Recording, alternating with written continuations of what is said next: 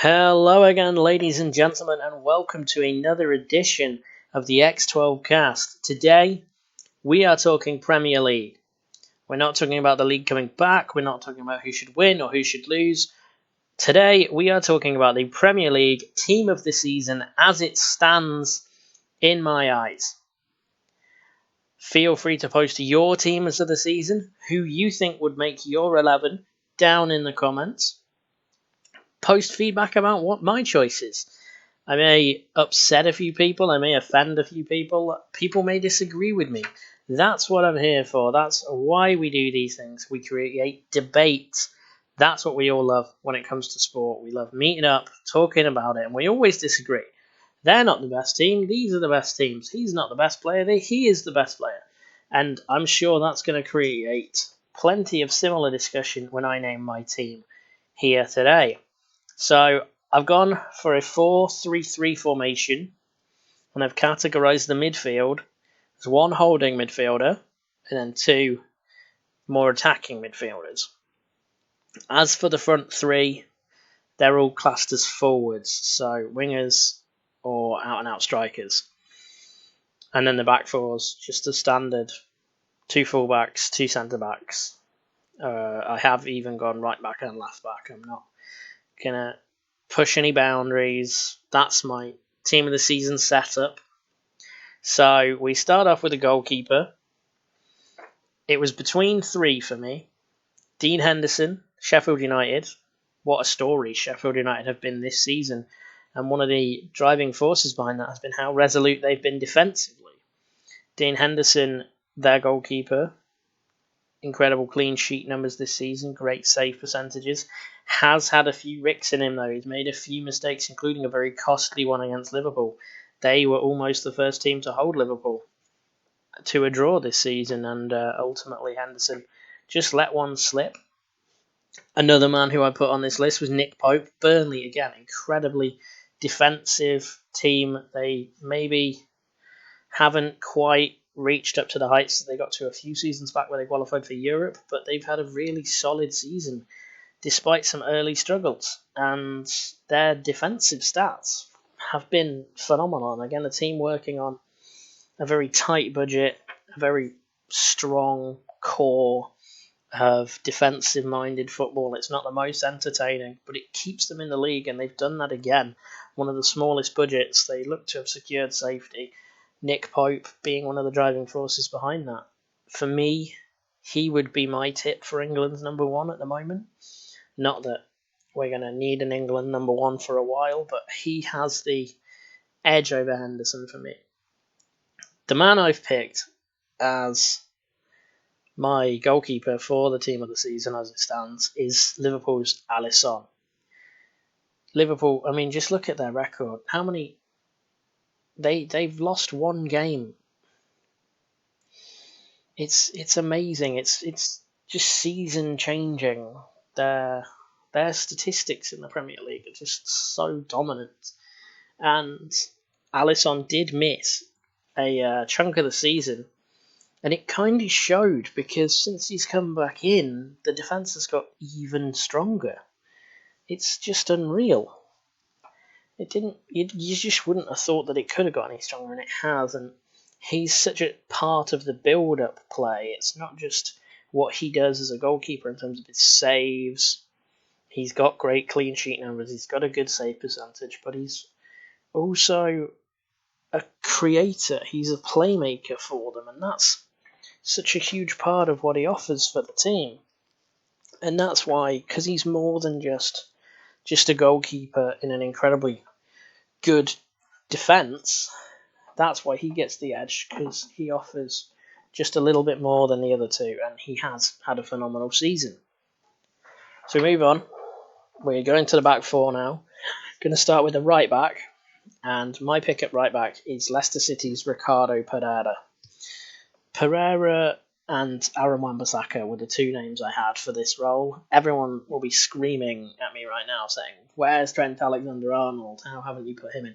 The reason why I haven't put him in is because he can't defend.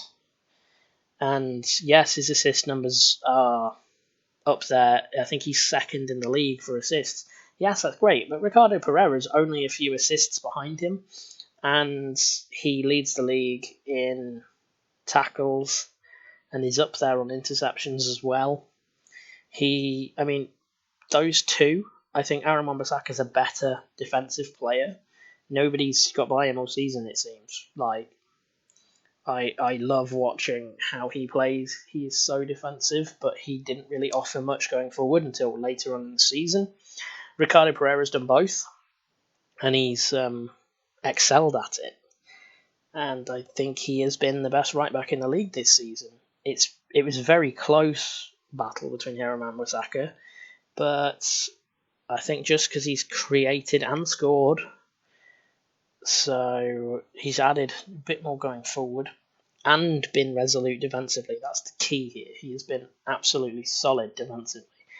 People will wax lyrical about Trent Alexander-Arnold because of his assists, but when Liverpool get caught out, it's normally down their right-hand side, because Salah's drifted inside or he's up front, and then Trent Alexander-Arnold's on the edge of the penalty area, whipping a cross in, which 9 out of 10 times doesn't go to anyone, but nobody will talk about that.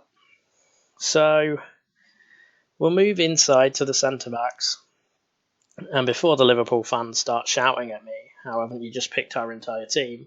I've picked your goalkeeper, and I've put Virgil van Dijk at centre-back, because the man is phenomenal. It's like he's got an aura about him. Players are afraid to take him on. Teams literally build strategies to not have to take him on. It's that Terry, it's that Ferdinand calmness that just nothing phases him. He's never flustered. He just stands there and just covers ground. He just doesn't really look like he's breaking a sweat.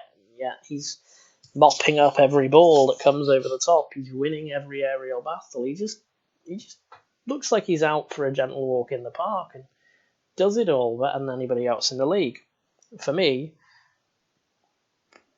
I think he's the best centre-back we have seen in the Premier League in the last 5 years, for definite. I'm not going to start going much further back than that, because I do believe your Ferdinands and your Terrys were better, but maybe time will tell if Van Dijk keeps this level up. So alongside Van Dijk, who have I got? Left field pick, James Tarkowski. Mentioned Burnley earlier on. Tarkowski has no errors leading to goals, and he has lost less aerial duels than Virgil van Dijk this season, despite having to face more. He has got great clearance numbers, great blocks and tackle numbers as well. Obviously, Burnley play quite defensive, get the ball, get rid of it, so that's why his clearances are up there. But Burnley are a team that often are under pressure a lot, and Tarkowski, phenomenal performance this season.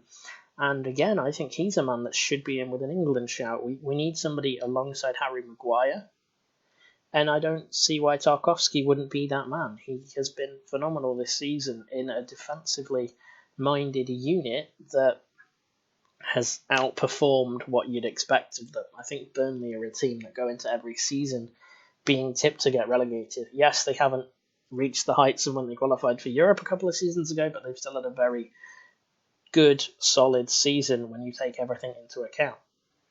Left back, Andy Robertson. I know I didn't pick Trent Alexander-Arnold, and a lot of Liverpool players regard him in higher stead than Robertson, but it's the same thing. Robertson can defend. He's got very solid defensive stats this season. He doesn't necessarily stray out of position too much. He still gets involved in the attack. He's got 7 assists, let's not forget. And I think he's almost had an under-the-radar season. He's probably not been as good statistically going forward as he was last season. He's probably been better defensively, though, and I think that's shown. I think he's definitely dropped in more, which maybe allows Trent Alexander-Arnold to push higher on, and he's still providing the same level of assists, and I think he has been the best left-back in the league. There's not too many other candidates that we could consider, because Luca Digne had a strong start to the season. He fizzled out. You've had players that have shown flashes. I mean, Saka from Arsenal has put in a few good performances at left back. You've had Brandon Williams put in a few good performances at left back. Luke Shaw as well has come back to the fore. He's put in some very reasonable performances at left back for Manchester United. But again, none of these players have done it consistently. Chilwell, a man who has played very well, but he's not lit up any statistical areas, really. Compared to Robertson, he is far behind. I think he's even further behind Digne as well. So Robertson, for me, is the pick at left back. So I said the central midfielders. That's what I'm moving on to now. I said a more defensive one, like a CDM, and then two more attacking ones. My CDM, again, some people will probably disagree with this pick. I have gone with Chelsea's Jorginho. Now, I don't think there's a player in the Premier League that makes a team tick more than him. He's almost Busquets-esque. It's the short, quick passes. He would be the ideal Pep Guardiola player in a sense. His defensive stats have been quite comparable to Wilfred Ndidi, a man who I also considered for this spot. Ndidi's always up there with the interceptions. He is a phenomenal defensive midfielder, but creativity isn't an area that he excels in. That's why Leicester's midfield works well, with Ndidi, with Tielemans doing a bit of a box-to-box role, and then Maddison further forward. But I've gone for Jorginho here because his passing numbers are absolutely phenomenal. He's chipped in with a couple of goals. I know he takes penalties. That's probably where they've come from. He's got assists. I think he's top 5 in the league for through balls. And he's just the perfect centrepiece to make this team tick, while also mopping up and just really solidifying what's going to be a really strong defensive setup with Van Dijk and Tarkowski behind him. So I say I went for two attacking midfielders alongside him. I'm going to read out a statistic. 16 assists and 8 goals. That's 24 goal contributions. That's not from both of these players, that's from one of them. That's Kevin De Bruyne, who takes his place in the midfield. You almost forget how good he is. And he's playing less now than he was before. And it doesn't make sense that he's got so many goal contributions, because it almost becomes the norm. Oh, De Bruyne's scored. Oh, De Bruyne's got an assist. Well, we expect that every week. And he's just sitting quite comfortably towards the top of both leaderboards. He's just phenomenal. He really is. And he's not had those games where he just takes them over and, look at the end of the game. Man City have won 5-0 and De Bruyne has scored 2 or 3 and set the others up. He's not had many of them games. That's not been that kind of season for Manchester City. They've struggled a bit more. But yeah, he's still so high up there. I mean, he tops the assist leaderboard and he's towards the top of the goals as well. So De Bruyne, he's in. Alongside him, Grealish. Grealish is in there for many reasons. People would argue Maddison. People could argue a lot of players. I mean, if it was me personally, well, it is me personally, but if I'd have let my heart take over, I'd have put Bruno Fernandes, because he's like the best centre mid in the Premier League, and he's only been here for like 3 or 4 weeks. It seems like it, and he's torn the league apart on his own. But that's not the case. He's not been here for the full season, so I'm not going to put him in. I'm going to put Grealish in, because Grealish has been phenomenal. Grealish takes the vote over Maddison for me, because he's got more goals, he's got more assists, he's got a higher shot success rate, and a higher pass completion. And he's a leader. His off-field antics, he's a fool. But on the pitch, he's just got that gas going about him. He's got a leader. He's got a Cantona about him. He's a character. He's going to show that passion, that anger. And not in a bad way like some players have. There are more than enough players that have had that anger and showed it in a bad way. Grealish on the pitch doesn't. And he's the only reason Villa aren't relegated. Let's be honest. So moving on to my front three. I have gone with, like I said, my forwards, strikers or wingers, it doesn't matter. I have got a winger, if you'd like.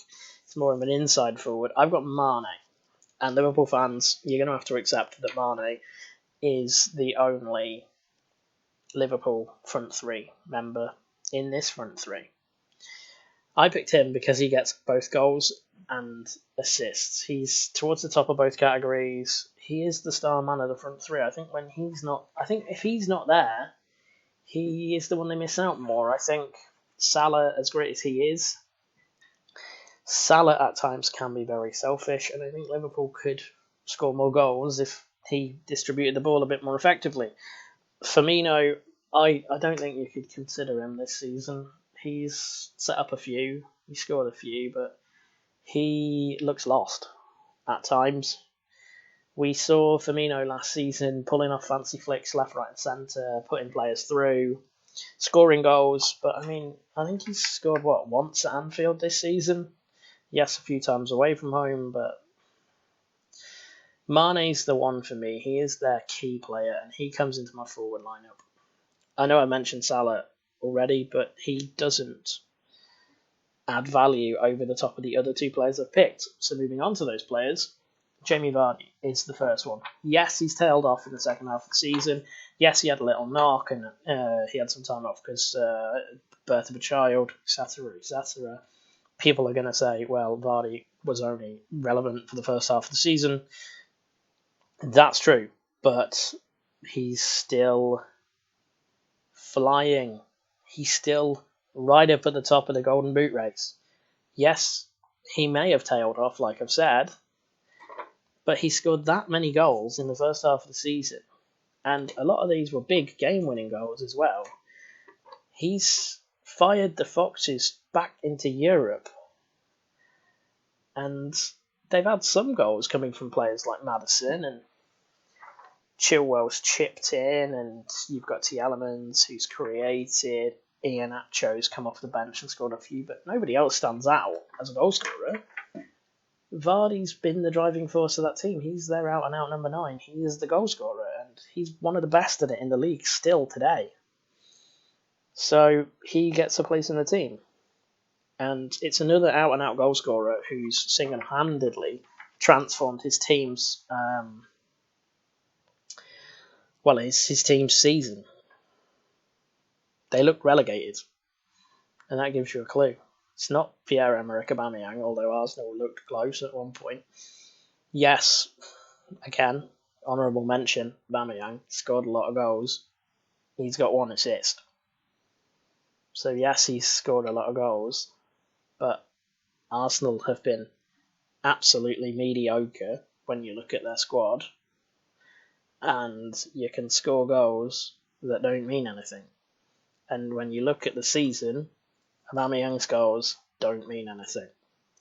Danny Ings' goals, on the other hand, do. Southampton were dead and buried. Smashed 9-0 by Leicester. Absolute embarrassment. How Ralph Hasenhüttl didn't get the sack, I don't know. I don't know if anybody knows. But he didn't.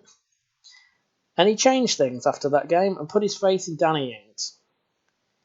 And despite the fact that he's got a mediocre cast of players around him that got smashed 9-0 by Leicester and had nearly been basically already relegated by that point, Danny Ings has just gone, you know what, I'll take this by the scruff of the neck and I'll go out and smash 15 goals from out of nowhere, showing the promise that he showed at Burnley, that he could be a top Premier League striker. He never got the chance at Liverpool, annoyingly, because he was almost perfect for Jurgen Klopp. He never got the chance because of his ACL tears that took him out for 2 whole seasons nearly. But he's proven that even after coming back from those injuries and having time out, he has got the ability to be a top Premier League striker, and he's single-handedly gone and kept Southampton up. And so I don't know how I couldn't put him in this team. So there we have it. There's my 11. What are your thoughts? I'll run through it again. Alisson in goal, Ricardo Pereira at right back, Virgil van Dijk centre back, James Tarkowski the other centre back, Andy Robertson the left back, Jorginho holding midfield, Kevin De Bruyne and Grealish a bit further forward. Vardy, Ings, and Mane. It's the front three. What are your thoughts? Who's your team? Comment below. Leave a like if you like these videos. Please subscribe if you want to hear more. I've got a playlist set up on the channel for all the X12 casts. There'll be plenty more to come. I've got a few more coming out this week. I'm going to talk Going to talk Bundesliga with the proposed return. I'm going to talk Bundesliga in more detail. Going to talk Premier League in more detail to talk about the possibilities of that coming back. I'm sure we'll have plenty more sports news before too long. And that's all from me today. So stay safe as always, and I look forward to hearing from all of you in the comments and seeing you again soon. Thank you. Bye.